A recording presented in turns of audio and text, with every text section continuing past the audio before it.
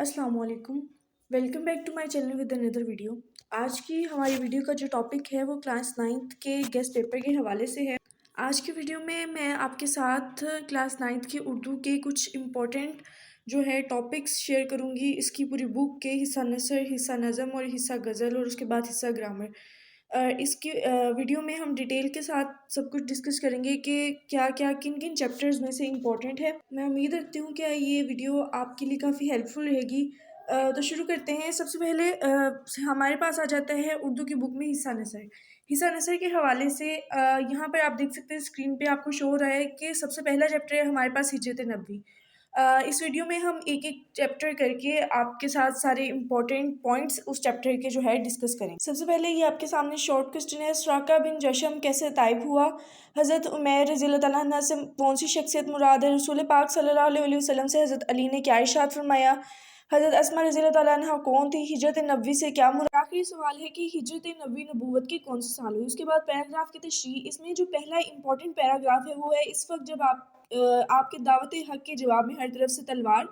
ये जो पैराग्राफ है एक ये, और दूसरा मुझको हिजरत का हुक्म हो चुका है, मैं आज मदीने रवाना हो जाऊंगा। तीसरा पैराग्राफ है कुफार ने जब आप वसल्लम के घर का मुहासरा किया तो रात ज़्यादा गुजर गई थी। और चौथा पैराग्राफ है तशरीफ़ आवरी की खबर मदीने में पहुंच चुकी थी। ये हमारे पास इंपॉर्टेंट पैराग्राफ आ जाते हैं। उसके बाद हिजरत नबवी का जो खुलासा है वो बहुत इंपॉर्टेंट है। उसके बाद हमारे पास आ जाता है जी बाब नंबर 2, मिर्ज़ा गालिब के अदाद खसाइल। इसमें जो मुख्तसर सवालात है, मिर्ज़ा गालिब कैसे अखलाक के मालिक थे, दोस्तों को देखकर मिर्ज़ा गालिब की क्या हालत थी, मिर्ज़ा गालिब को कहाँ कहाँ से ख़त आते थे, साइलों के साथ मिर्ज़ा गालिब का कैसा सलूक था, मिर्ज़ा गालिब को लोग अक्सर किस तरह के ख़त भेजते थे और मिर्ज़ा गालिब के मिजाज की ख़ास खूबी क्या थी। इसके बाद हमारे पास आ जाती है जी पैराग्राफ की तशरीह। इस सबक के जो पैराग्राफ है, मिर्ज़ा गालिब की इखलाक नहायत वसी थे। वो शख्स से जो उनसे मिलने जाता बहुत कुशादा पेशानी से मिलते थे। ज़राफ़त मिजाज में इस कदर थी कि अगर आपको बजाय हिवान नातिक के हिवान ज़रीफ़ कहा जाए, हिवान ज़रीफ़ कहा जाए। इसके बाद हमारे पास जो मिर्ज़ा गालिब के ज़ादो ख़साइल का खुलासा है वो भी बहुत इंपॉर्टेंट है। हमारा बाब नंबर 3 है काहली। उसके जो सवालात इंपॉर्टेंट है उनमें है दिली कवि को बेकार छोड़ देने का क्या मतलब है? इंसान कब सख्त, काहिल और वहशी हो जाता है? किसी न किसी बात की फ़िक्र व कोशिश में मसरूफ़ रहना क्यों ज़रूरी है? कौम की बेहतरी कैसे मुमकिन है? उसके बाद इस सबक का जो पैराग्राफ की तशरीह है वो ये वाला पैराग्राफ है कि ये सच है कि लोग पढ़ते हैं, तरक्की करते हैं। ठीक है जी। उसके बाद हमारे पास इस सबक का खुलासा बहुत इंपॉर्टेंट है। सबक नंबर 4 है हमारे पास शायरों के लतीफ़े। इसमें जो मुख्तसर सवालात जो इम्पोर्टेंट है, शरीफजादे की गज़ल सुनकर सौदा ने क्या कहा? सैयद इंशा के स्टार पर जुर्रात ने कौन सा मिसरा पढ़ा? ख्वाजा बासित ने मीर और मिर्ज़ा के कलाम के बारे में क्या फरमाया? ख्वाजा बासित अपनी शागिर्द से क्या कहा करते थे? उसके बाद इसमें जो पैराग्राफ इंपॉर्टेंट है, एक शागिर्द ने बेरोज़गारी की शिकायत से सफ़र का इरादा ज़ाहिर किया। उसके बाद जो ये इसका पैराग्राफ इंपॉर्टेंट था, उसके बाद इसका जो खुलासा है वो भी इंपॉर्टेंट है, आ जाता होता है। अब इसके बाद अगला चैप्टर है हमारे पास बाब नंबर 5 नसू और सलीम की गुफ्तगू। इसमें जो मुख्तसर सवालात हैं, सलीम अपने भाई के साथ मदरसे क्यों नहीं जाता था? बेदारा ने सलीम को जगाकर क्या पैगाम दिया? सलीम की माँ ने सलीम के साथ नसू के पास जाने से क्यों इनकार किया? सलीम ने 4 लड़कों की क्या खूबियाँ बयान की? हज़रत बीवी कौन थी और उन्होंने सलीम को क्या नसीहत की? उसके बाद जो इसका इंपॉर्टेंट पैराग्राफ है, मंझला लड़का मेरा हमजमात है, एक दिन मेरा आमोख्ता याद ना था। ठीक है जी। उसके बाद हमारे पास इस सबक का खुलासा इंपॉर्टेंट है।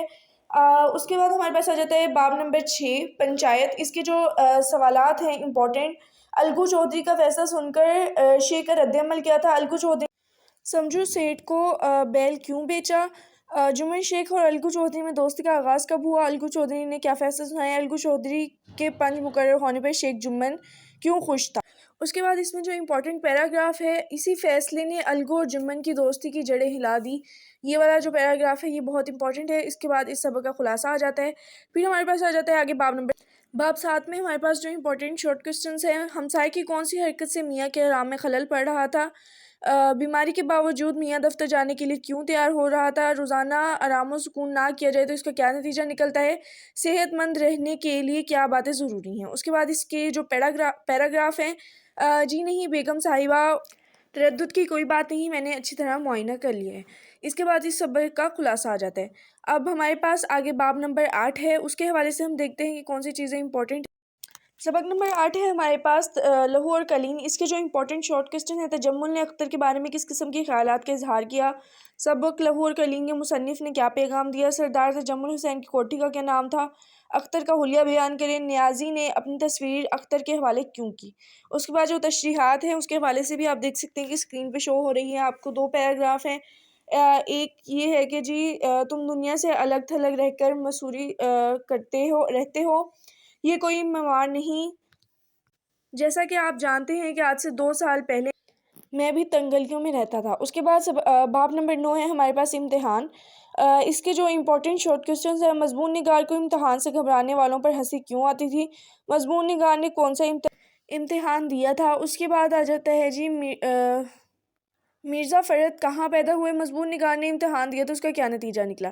اس کے جو تشریحات کے لیے امپورٹنٹ پیراگراف ہے، منشی صاحب دوست تھے اور لیکچرار صاحب، یہ جی اس کا امپورٹنٹ پیراگراف تھا۔ اس کے بعد آ جاتا ہے جی سبق نمبر 10، ملکی پرندے اور دوسرے جانور۔ اس کے جو امپورٹنٹ شارٹ ہیں، بندوق چلے تو کوے کیا کرتے ہیں؟ بلبل کے گانے کی کیا وجہ ہے؟ بھینس کس لحاظ سے انسان سے زیادہ خوش نصیب ہے؟ پہاڑی کوا کتنا لمبا ہوتا ہے؟ ہم ہر خوشگلو پرندے کو بلبل کیوں سمجھتے ہیں؟ اس کے بعد اس کی جو تشریحات کے لیے امپورٹنٹ پیراگراف ہے وہ یہ ہے کہ کوا باورچی خانے کے پاس بہت رہتا ہے۔ اس کے بعد دوسرا ہے، ماہرین کا خیال ہے کہ بلبل کے گانے کی وجہ کوئی غمگین خانگی زندگی ہے۔ ٹھیک ہے جی، یہ اس کی امپورٹنٹ تشریحات کے لیے پیراگراف ہو گئے۔ اب ہمارے پاس ہے سبق نمبر 11، قدر یاز۔ اس کے جو امپورٹنٹ شارٹ ہیں، ماسٹر جی کو چائے کیسے پیش کے گی؟ ماسٹر جی چھوٹے چودھری کے گاؤں کیوں گئے؟ سلیم میاں کا مشغلہ کیا تھا؟ سلیم میاں علی بخش پر کیوں برہم ہوئے؟ دیہاتی لڑکا پہلے دن اسکول گیا اور اس نے کیسا لباس پہن رکھا تھا؟ اس کے لیے تشریحات کے لیے جو امپورٹنٹ پیراگراف ہے، یہ بنگلہ کم و بیش 2 ایکڑ قطع زمین پہ واقع تھا، یہ نہیں کہ چھوٹا چودھری یا اس کے گھر والے مہمان نواز نہ تھے۔ یہ تھے حصہ نثر کے حوالے سے۔ اب ہم موو کرتے ہیں حصہ نظم پر۔ حصہ نظم میں جو points board point of view کے حوالے سے امپورٹنٹ ہے، اس ویڈیو میں ہم وہ ڈسکس کریں گے۔ تو جو شروع کرتے ہیں، سب سے پہلے ہمارا پہلا شارٹ کوسچنز ہے ہمارے پاس حصہ نظم میں، حمد کے اللہ کا گدا کس میں مگن رہتا ہے؟ باد صبا گھر کیا لے کے پھرتی ہے؟ کس کا حق سب سے مقدم ہے؟ محرم اور نامحرم میں کیا فرق ہے؟ کون سا بندہ حمد سرا ہے؟ اس کا خلاصہ، اور اس کے بعد حمد کا مرکزی خیال۔ اشعار کی تشریح یہاں پر آپ کو اسکرین پہ 6 اشعار شو ہو رہے ہیں، آپ لوگ دیکھ سکتے ہیں۔ یہ بورڈ پوائنٹ آف ویو کے حوالے سے امپورٹنٹ ہے۔ ٹھیک ہے جی، اس کے بعد حصہ نظم آ جاتا ہے، ہمارے پاس نعت ہے۔ نعت میں ہمارے پاس جو امپورٹنٹ شارٹ کوسچن ہے وہ یہ ہے، طوطی و بلبل کس کا ذکر کرتے ہیں؟ امیر مینائی کے خیال میں حرمت و آبرو کس بات میں ہے؟ شاعر امیر کے دل میں کیا حسرت اور آرزو تھی؟ اس کے بعد اس کا خلاصہ اور مرکزی خیال، اور نیچے آپ کو اگین 6 شعر دیے گئے ہیں جو بورڈ پوائنٹ آف ویو کے حوالے سے امپورٹنٹ ہے۔ پھر نظم نمبر 3 ہے برسات کی بہاریں۔ اس کے جو شارٹ کوسچنز ہیں، گلزار کے بھیگنے اور سبزے کے نہانے سے کیا مراد ہے؟ تیتر اللہ کی عظمت کیسے بیان کرتے ہیں؟ اس کے بعد برسات کی بہار کا خلاصہ اور مرکزی خیال۔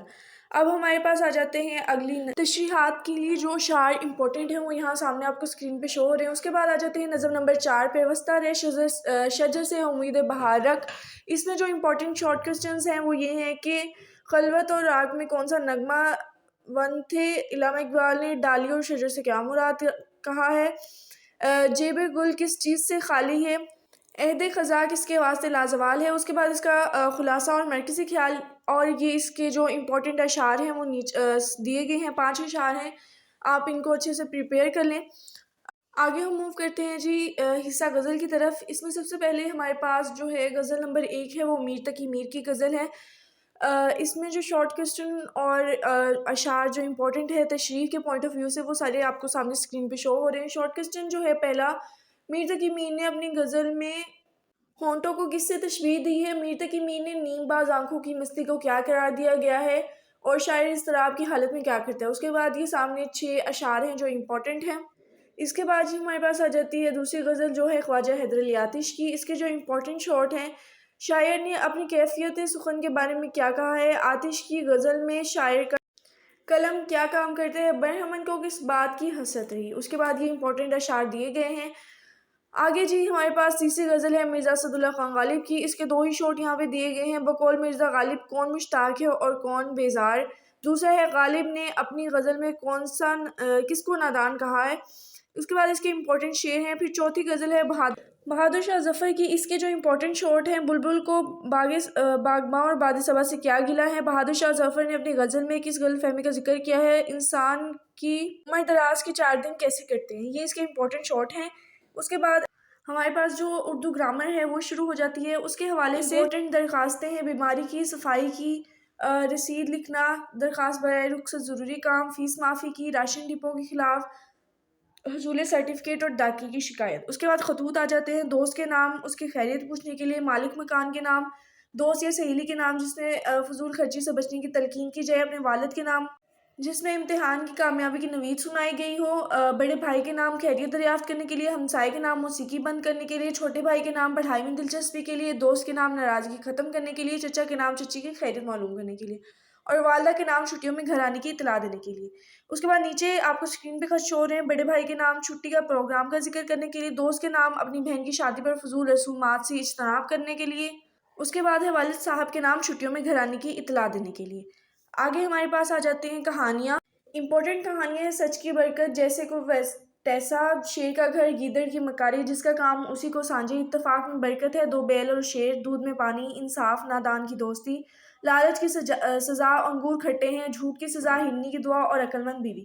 اس کے بعد مکالمے ہیں ہمارے پاس، مریض اور طبیب کے درمیان، 2 ہم جماعتوں کے درمیان، تاریخ پاکستان میں، ہوٹل مینیجر اور گاہک کے درمیان، دکاندار اور خریدار کے درمیان، درزی خانے میں، درزی اور گاہک کے درمیان، 2 ہم جماعتوں کے درمیان، انگریزی اور حساب کی اہمیت۔ تو یہ جو ہے امپورٹنٹ مکالمے ہیں۔ اس کے بعد آپ کو یہاں پر اسکرین پہ شو ہو رہی ہوں گی ضرب الامثال، جو کہ بورڈ پوائنٹ آف ویو سے امپورٹنٹ ہیں، وہ یہاں پر سیٹ بنا دی گئی ہیں، سیٹ 1 2 3 4، یہ ساری آپ کو اسکرین پہ شو ہو جائیں گی۔ آپ اس ویڈیو میں سے اسکرین شاٹ لے کر ایزیلی اپنی ایگزام کی پریپریشن کر سکتے ہیں۔ یہ بورڈ پوائنٹ آف ویو کے حوالے سے کلاس 9 کا امپورٹنٹ گیسٹ پیپر تھا، جو میں نے آپ کے ساتھ شیئر کر دیا ہے۔ میں امید رکھتی ہوں کہ یہ ویڈیو آپ کے لیے ہیلپ فل رہی ہو۔ اگر آپ کو یہ ویڈیو پسند آئے تو چینل کو لائک، شیئر، سبسکرائب ضرور کیجیے گا، اور مزید ویڈیوز دیکھنے کے لیے بیل آئیکن کو پریس کر دیجیے گا۔ اللہ حافظ۔